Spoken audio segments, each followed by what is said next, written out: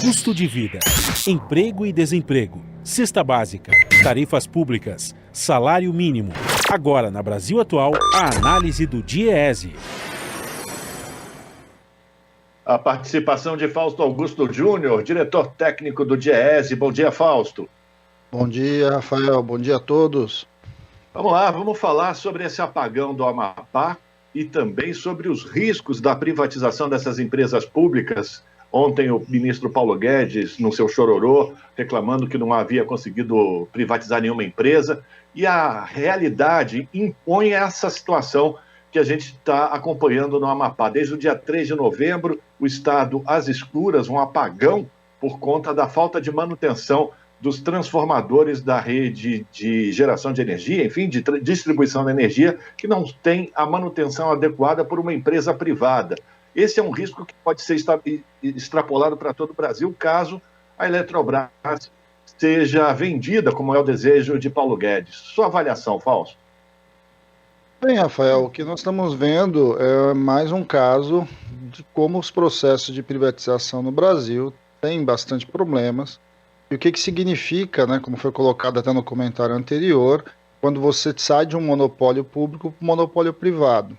No caso ali do Amapá, o que a gente está vendo é a absoluta falta de coordenação, a falta de capacidade, em especial a falta de manutenção, que levou ao apagão de um estado inteiro, né, ou de boa parte desse estado.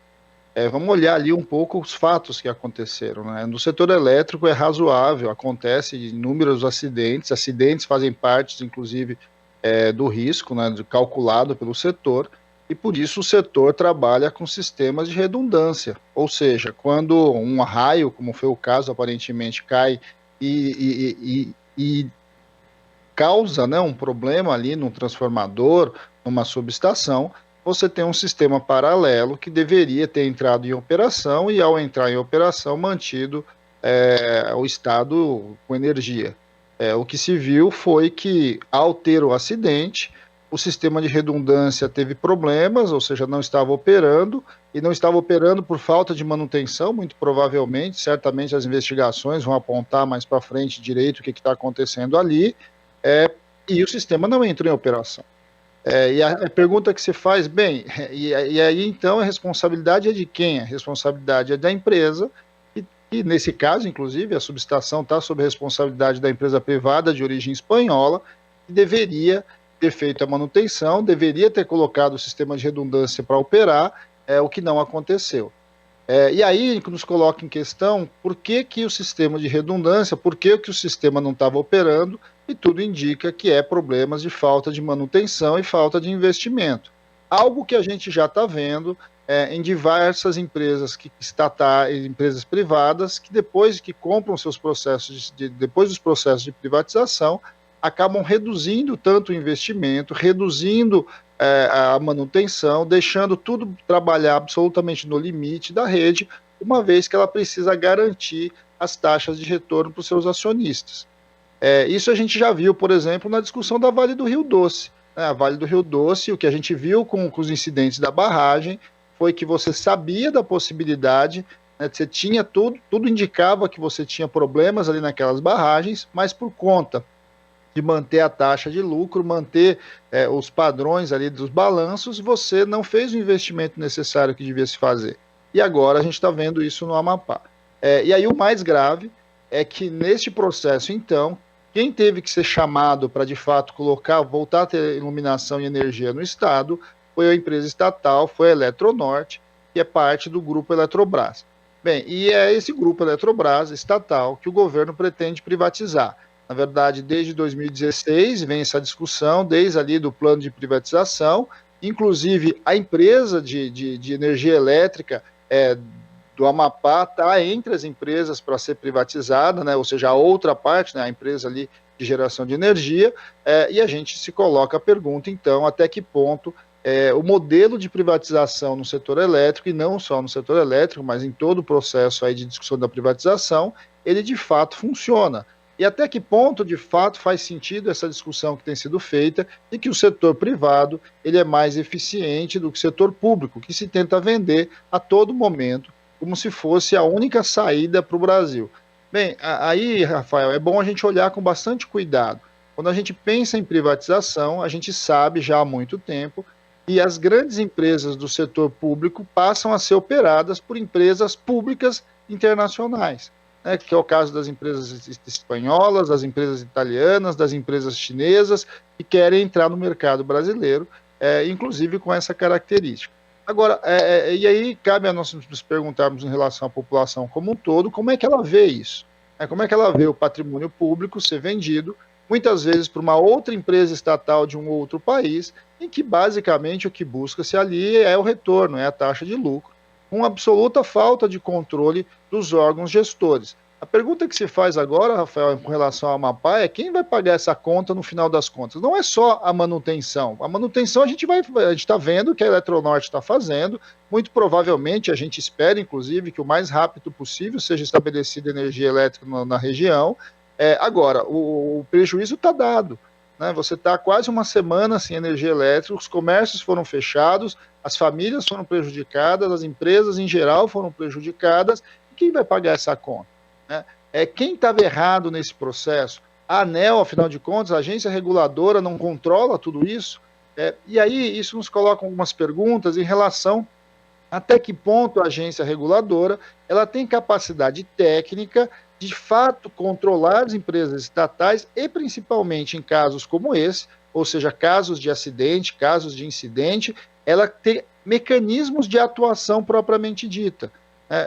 Imagine o que aconteceria agora se você tivesse o sistema Eletrobras privatizado, uma empresa privada não dando conta de colocar um sistema de um estado inteiro, né? Vamos lembrar que nós estamos falando que é o Amapá inteiro, quase, mais de 80% do estado ficou sem energia, a empresa privada não consegue restabelecer essa energia e você não tem um sistema estatal que de alguma forma possa prestar o socorro a esse momento.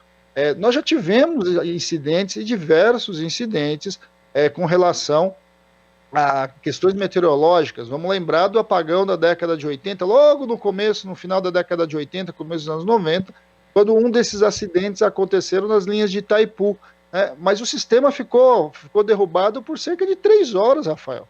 Nós estamos falando agora em alguns dias, né? Nós estamos falando desde o dia 3 até esse momento. Então, tudo isso coloca para nós uma série de discussão que o Congresso Nacional precisa olhar com bastante cuidado, a sociedade brasileira precisa olhar com bastante cuidado e a gente certamente precisa reverter e rediscutir esse modelo que acredita, basicamente, que a gente tem que privatizar tudo, porque o Estado é ineficiente, o Estado não dá conta. Está provado que quando a iniciativa privada é colocada nos lugares estratégicos, como, por exemplo, o setor elétrico, o caos pode se instalar simplesmente porque a iniciativa privada tem um compromisso básico e elementar com o lucro dos seus acionistas.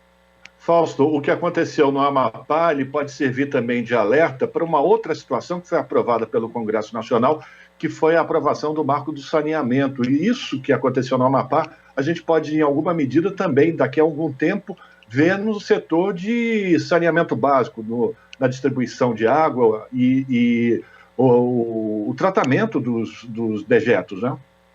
Sem dúvida, Rafael, simplesmente porque é óbvio que o setor privado ele vai na busca dos melhores negócios. E os melhores negócios são regiões em que o investimento é baixo, o custo de manutenção é baixo e a taxa de retorno é muito alta. Tudo indica que todos os lugares que houve privatização aqui no Brasil, os serviços, o primeiro movimento foi os serviços ficaram mais caros, ou seja, o custo ficou mais alto para o cidadão como um todo. Depois, o que a gente viu também foi uma redução do número de trabalhadores das empresas estatais e um aumento da terceirização. E aí, com o aumento da terceirização e a redução dos trabalhadores próprios, o que a gente viu foi piora do serviço, piora do atendimento à população em geral. Então, o que você acaba tendo no frigir dos ovos? Você acaba tendo, normalmente, serviços mais caros com qualidades inferiores. Basicamente com o argumento de que o Estado não tem recursos para fazer a ampliação e o investimento necessário que deveria ser feito. O problema é que, normalmente, esses contratos de privatização acabam ou não prevendo, de fato, os investimentos que deveriam ser feitos, ou quando prevê, não controla e não pune quando o investimento não acontece, e a gente vê casos, como a gente viu recentemente, em que simplesmente a empresa, a gente viu isso aqui, por exemplo, aqui em São Paulo, quando você vê empresas que simplesmente desistem da concessão. E você fica, e o Estado fica ali com o abacaxi na mão, tendo que rever o que ele vai fazer com aquilo, uma vez que aquela concessão lá, que era uma concessão de 20, 30 anos, passa muitas vezes a não querer mais, aquela entidade, aquela empresa não querer mais. E aí você acaba vendendo novamente para uma outra empresa privada e você vai jogando essa batata quente de uma mão para outra e que, de alguma forma, quem acaba sendo penalizado é a população em geral. Então, é essencial que a gente faça no Brasil um bom debate sobre o que significa privatizar setores estratégicos, como é o caso de saneamento, energia elétrica, enfim, que de certo modo articulam e fazem parte da base de sustentação da economia em geral e não só do bem-estar da sociedade como um todo. Privatizar o setor elétrico, em especial a Eletrobras nesse caso, nós estamos falando de privatizar boa parte, por exemplo, dos sistemas de transmissão, ou seja, aquilo que interliga o país como um todo, e é algo muito, muito importante, né? O Brasil tem um sistema integrado, esse sistema integrado que consegue levar energia de um lado para o outro, de norte a sul, e vai minimamente garantindo os nossos sistemas em funcionamento. Vamos lembrar que nos anos 90 nós tivemos uma crise econômica causada pelo problema ali no setor elétrico que levou aos apagões dos anos 90. Quando a gente olha para o setor de saneamento, é a mesma linha. O que nos preocupa muito no caso do saneamento é a privatização de um bem essencial para o ser humano, que é a água. Vamos lembrar que a água é um bem escasso hoje, o mundo inteiro discute a escassez da água, o Brasil é um dos países que tem a maior reserva de água doce do mundo, e o que tem por trás desse processo não é o investimento e a garantia de saneamento básico para o conjunto da população, é quem de fato vai dominar e vai controlar o uso desse bem fundamental a todos nós. Agradecer a participação de Fausto Augusto Júnior, diretor técnico do Diese aqui no Jornal Brasil Atual. Fausto, muito obrigado. Boa quarta-feira para você e a gente volta a se falar. Bom dia, Rafael, e bom dia a todos novamente. Fausto Augusto Júnior, aqui no Jornal Brasil Atual.